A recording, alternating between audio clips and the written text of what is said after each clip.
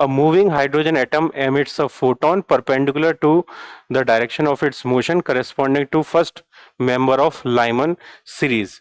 If F naught is the frequency of first member of Lyman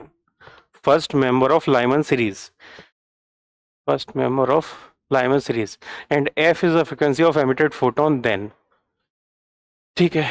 तो ऐसा पीछे एक क्वेश्चन आया था फोटोन की एनर्जी और ट्रांजिशन की एनर्जी और रिकॉइल वेलोसिटी वाला, तो उस टाइप का ये देखते हैं।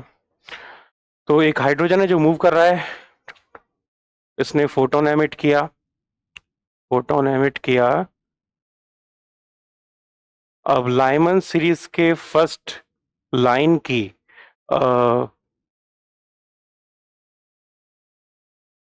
जो फ्रीक्वेंसी है एफ नॉट है, और एमिटेड फोटोन की फ्रीक्वेंसी जो है वो एफ है।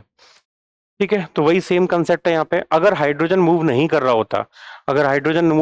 होता तो एमिटेड फोटोन की एनर्जी बराबर होती जो ट्रांजिशन एनर्जी थी उसके, तो E1 E2 बराबर होते।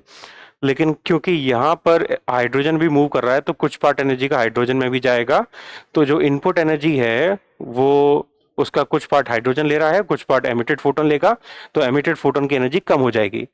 तो एमिटेड फोटोन की एनर्जी जो है वो कम होगी इनपुट एनर्जी से, जो ओरिजिनल एनर्जी थी उससे। तो एनर्जी कम हो जाएगी यानी फ्रीक्वेंसी भी कम हो जाएगी। तो फ्रीक्वेंसी कम हो जाएगी तो एमिटेड फोटोन की फ्रीक्वेंसी क्या है? एमिटेड फोटोन की फ्रीक्वेंसी एफ है, तो एफ कम होगा ओरिजिनल फ्रीक्वेंसी से जो कि है एफ नॉट। तो यहाँ पे F not greater than F, यानी सी ऑप्शन आएगा। एफ नॉट ज्यादा होगा, इनपुट एनर्जी ज्यादा होगी आउटपुट वाले फोटोन से।